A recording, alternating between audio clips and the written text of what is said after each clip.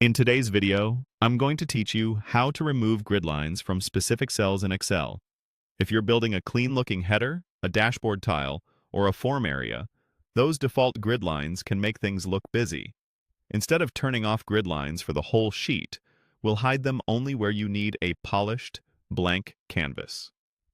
The trick is simple. Apply a fill color to the cells you want to clear. Excel won't display grid lines on any cell that has a fill, and choosing white keeps everything looking seamless with the sheet's background. Start by selecting the cells you want to clean up. Click and drag to highlight a range, or hold Control while clicking if you need to pick multiple separate areas. If you're working with a larger block, click the first cell, hold Shift, and click the last cell to cover the rectangle in between. Take a moment to confirm you've selected only the cells you intend to change. It's easy to grab an extra row or column by mistake. Next, go to the Home tab and find the Paint Bucket icon in the Font group.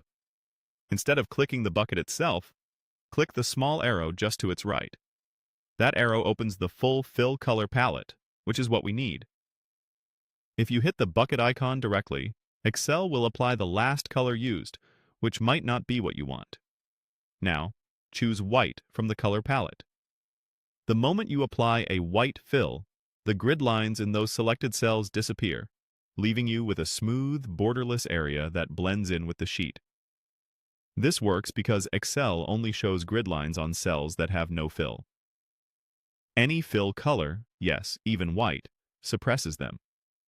If your workbook uses a non-white background theme, pick the background matching color instead so everything stays consistent. Give it a quick visual check. Zoom in and out to confirm the lines are gone only where you intended.